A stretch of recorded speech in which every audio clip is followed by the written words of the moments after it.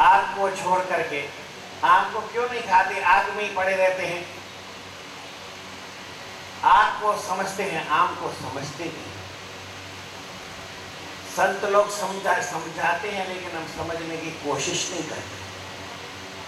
विषयों में ऐसे लगे हैं, अपनी बात को ऐसा पकड़ा है कि दूसरे की बात को सुनने को हम तैयार ही नहीं होते। कभी कभी ऐसा मौका पड़ता है, संतों की बात सुनते हैं, फिर सुनने के बाद उस बात को वहीं छोड़ देते हैं। जैसे स्वामी जी ने कहा, पल्ला झाड़ देते हैं, यहीं छोड़ देते हैं। हमारे जीवन में ऐसा कभी आता नहीं है। एक स्कूल में, एक क्लास में 40 बच्चे पढ़ते हैं। अध्यापक समझाता है, एक ही बात समझाता है, एक ही बोर्ड में समझाता है, एक ही बात बताता है, एक ही बार कहता है, पर 40 लड़कों में कोई क्या समझता है, कोई क्या समझता है। किसी को खेल अच्छा लगता है, और जब थोड़ा बड़ा होता है किसी को मैथ्स अच्छी लगती है, किसी को साइंस अच्छी लगती है, किसी को भाषा, जो भी अच्छा, अलग अलग उसको है। टीचर एक ही पढ़ाता है, उनको अलग अलग क्यों? सब अपनी अपनी बात पे लगे। संत महात्मा कितना भी समझाएं, भगवान का नाम जपने से हर एक का कल्याण होगा, भगवान का नाम जपने के बिना किसी का भी कल्याण नहीं होगा। लेकिन हमारी बात समझ में पता नहीं और कोई आती है। प्रेम से संत महात्मा समझाते हैं, ऐसा जीवन में अगर चलेगा तो कुछ नहीं। आप जीवन में आनंद पाना चाहते हो, खुशी पाना चाहते हो, सुख पाना चाहते हो, तो आपको जीवन में एक ही काम करना पड़ेगा, भगवान का भजन करना ही पड़ेगा। इसके सिवा और कोई ऐसा है ही नहीं। कर ले राम नाम गुणगान, जिससे तेरा हो कल्याण। कर ले राम नाम गुणगान, जिससे तेरा हो कल्याण। ओ प्रेमी प्यारा, ओ प्रेमी प्यारा, ओ भाव प्रेमा भक्ति और आनंद अपारा। ओ भाव प्रेमा भक्ति आनंद अपारा। कर ले राम नाम गुणगान, जिससे तेरा हो कल्याण। कर ले राम नाम गुणगान, जिससे तेरा हो कल्याण। प्रेमी प्यारा, ओ पाओ प्रेमा भक्ति और आनंद अपारा। ओ पाओ प्रेमा भक्ति आनंद अपारा। मनुष्य जन्म का लाभ यही है, गोविंद के गुण गाओ। मनुष्य जन्म का लाभ यही है, गोविंद के गुण गाओ। भोग विषय से चित हटा के हरि चरण में लाओ। भोग विषय से चित हटा के हरि चरण में लाओ। यह है वेदों का फरमान, यह है वेदों का फरमान। सुन लेते के दोनों कान, यह है वेदों का फरमान। सुन लेते के दोनों कान। ओ प्रेमी प्यारा, ओ पाओ प्रेमा भक्ति और आनंद अपारा। ओ पाओ प्रेमा भक्ति आनंद अपारा। कर ले राम नाम गुणगान, जिससे तेरा हो कल्याण। कर ले राम नाम गुणगान, जिससे तेरा हो कल्याण। प्रेमी प्यारा, ओ पाओ प्रेमा भक्ति और आनंद अपारा। ओ पाओ प्रेमा भक्ति और आनंद अपारा। जीवन का यही लाभ है। आपको कल शाम को जैसी बात हुई थी, परमात्मा ने मनुष्य जन्म हमें दिया है। क्यों दिया है? संसार का काम करने के लिए, यहाँ पे घूमने के लिए, जो ऐसे ऐसे कुदरत के नज़ारे हैं उनको देखने के लिए, पहाड़ों का सैर करने के लिए, घर बनाने के लिए, मकान बनाने के लिए, दुकान बनाने के लिए, शहर सजाने के लिए परमात्मा ने हमें मनुष्य जन्म दिया है। तो क्यों दिया है? ये सोचने की बात। मैं ये बात बहुत बार ऐसा कुछ कहता हूँ। ब्रह्मा जी को विष्णु भगवान ने पैदा किया नाभि के ऊपर, कमल की, उन विष्णु भगवान की नाभि से कमल की एक नाल निकली, कमल दल, और ऊपर कमल के ऊपर ब्रह्मा जी पैदा हुए। उसने सोचा था कि मुझे क्यों पैदा किया गया है। क्या सोचा उसने? ब्रह्मा जी ने क्या सोचा कि मुझे क्यों पैदा किया गया है। फिर ब्रह्मा जी ने सारी सृष्टि बनाई, बहुत कुछ बनाया, बनाते पशु पक्षी पृथ्वी पेड़ पौधे सब बन गए, आखिरी में मनुष्य बना। फिर मनुष्य ने, उसमें किसी संतों महात्माओं ने, कोई ऐसा हुआ उसने सोचा कि भगवान ने हमें क्यों पैदा किया। ब्रह्मा जी ने भी यही बात सोची थी कि मुझे क्यों पैदा किया गया है। तो तुमको सृष्टि रचने के लिए पैदा किया गया है, और मनुष्य ये बन गया आखिरी में, और मनुष्य को भी ये ज्ञान हुआ कि मुझे क्यों पैदा किया गया है। जो आदमी इस बात को सोचता है वो इस बात में लग चुका है। साध संगत से मिलकर गाओ राम नाम गुण भाई।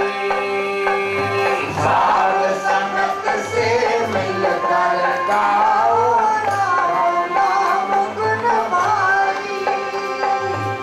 साध संगत से मिलकर गाओ राम नाम गुण भाई।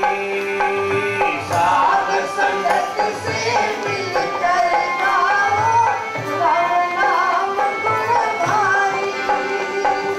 अविद्या आलस छोड़े बोलो हरि नाम सुखदाई।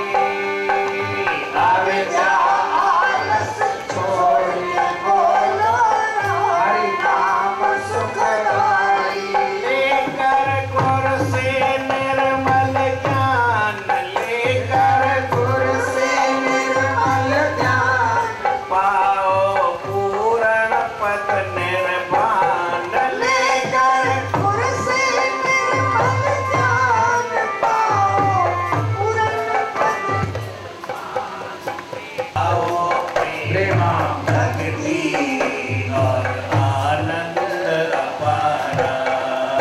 तुम पाओ प्रेम भक्ति और आनंद अपारा। कर ले राम नाम गुणगान, कर ले राम राम नाम गुणगान जिससे तेरा हो कल्याण, जिससे तेरा हो कल्याण। प्रेमी प्यारा ओ पाओ प्रेम भक्ति और आनंद अपारा। ओ पाओ प्रेम भक्ति और आनंद अपारा। सब साधन का मूल यही है, प्रेम से हरि गुण गाना। सब साधन का मूल यही है, प्रेम से हरि गुण गाना। प्रेम से बोलो श्री राम। सतनाम साक्षी, सतनाम साक्षी, सतनाम साक्षी। रामायण में एक जगह ऐसा लिखा है कि सतयुग के अंदर अन्य अन्य युगों में परमात्मा को प्राप्त करने के अन्य अन्य साधन थे, माने कई साधन थे। जैसे सतयुग में किसी को भगवान की प्राप्ति करनी हो तो वो तप करता था, वो तप का प्रभाव था। लाख लाख वर्ष तक तपस्या करते थे, उनकी आयु भी इतनी होती थी और तपस्या भी करते थे। आपने कई मिसाल भी सुने होंगे, भगीरथ जो गंगा लाया उसके दादे परदादों ने तपस्या की, गौतम ऋषि ने तपस्या की, कई लोगों ने, विश्वामित्र ने तपस्या की, वशिष्ठ ऋषि ने, सबने तपस्या करके सृष्टि की पैदा हुई तो उन्होंने तपस्या करके तप के प्रभाव से ब्रह्मा ने संसार की उत्पत्ति की, तप के प्रभाव से विष्णु तप बल विष्णु रचे संसारा। तप बल विष्णु सकल जगत राता। तप बल करहे श्री शंभु करहे संघारा, तप बल शेष मही सिरधारा। तप के प्रभाव से ये सारा संसार चलता था, परमात्मा की प्राप्ति होती थी, जीवन अच्छा आदमी का बन जाता था। तो उस समय क्या प्रभाव था सतयुग के अंदर? तप का प्रभाव, ऐसा शास्त्रों में लिखा है। धीरे धीरे त्रेता का युग आया। त्रेता में यज्ञ का प्रभाव हुआ। भगवान राम पैदा हुए थे। कैसे पैदा हुए थे? कोई ऋषि था, श्रृंग ऋषि थे, उन्होंने यज्ञ कराया वशिष्ठ जी के कहने से। दशरथ जी ने यज्ञ करवाया, उन यज्ञ से अग्निदेव स्वयं प्रकट हुए यज्ञ से, और उन्होंने एक खीर वो दशरथ को दी, और खीर खा करके, खीर खाए तो पैदा करती, ऐसा कुछ। तो यज्ञ का प्रभाव था। कब? त्रेता में। त्रेता का समय भी गया, द्वापर का समय भगवान श्री कृष्ण का आया। उस समय क्या था?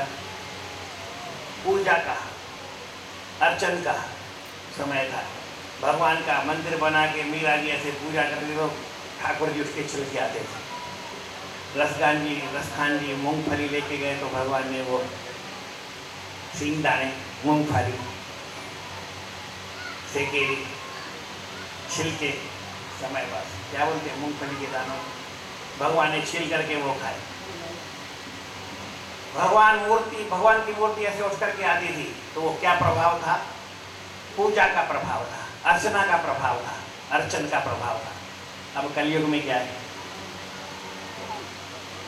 किसी ने कहा कि नहीं, 4 युगों में तप करते तो नाम जपते थे कि नहीं जपते थे? खाली ऐसे ही तप करके ऐसे खड़े हो जाते थे, वो तो राक्षस करते थे, फिर भी वो नाम जपते थे। तो सत्युग के अंदर तप के साथ भी नाम का ही प्रभाव था। द्वापर में यज्ञ करते थे और मंत्र बोलते थे, यज्ञ करते थे, और ओम ब्रह्मणे नमः। तो ब्रह्मणे नमः क्या होता है? नाम का प्रभाव तब भी था। पूजा करते थे भगवान की, ठाकुर की, तो नाम नहीं जपते थे। चारों युगों के अंदर नाम का ही प्रभाव है। नाम जपने से आदमी का कल्याण होता है, और सब साधन का मूल यही है, प्रेम से हरि को न गाना। तप करो और तप के साथ राम राम जपो। वाल्मीकि जी ने तप किया था, क्या कहा था? कुछ जपा था कि खाली तप किया था? वाल्मीकि जी ने जपा था, तप ही करना था, नाम क्यों जपा?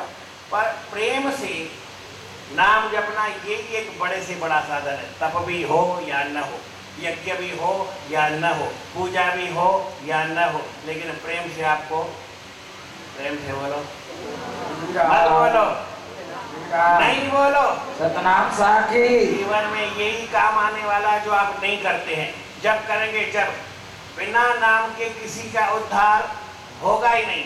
बिना नाम हार गए होई किसकी जीत नहीं। सारे दुनिया में हार जाएंगे, लेकिन नाम जपने वाला। प्रहलाद की एक बुआ थी, वो मंत्र पढ़ती थी, कुछ ओढ़ती थी, लेकिन राम राम जरा सा नहीं जपती थी, तो जला कौन और बचा कौन? नाम जपने वाले की जीत होती है, और आप भी नाम जपेंगे तो आपकी जीत होगी, और नहीं जपेंगे तो जिनके हृदय श्री राम बसे तिन और को नाम लियो। इसलिए नाम जपना ये बड़ी बात है। आखिरी में स्वामी कहते हैं, सब साधन का मूल यही है, प्रेम से हरि गुण गाना। सब साधन का मूल यही है, प्रेम से हरि गुण गाना। श्री राम जय राम, जय जय राम, श्री राम जय राम, जय जय राम, श्री राम जय राम, जय जय राम, श्री राम जय राम, जय जय राम, श्री राम जय राम, जय जय राम, श्री राम जय राम, जय जय राम, श्री राम जय राम, जय जय राम, श्री राम जय राम, जय जय राम। और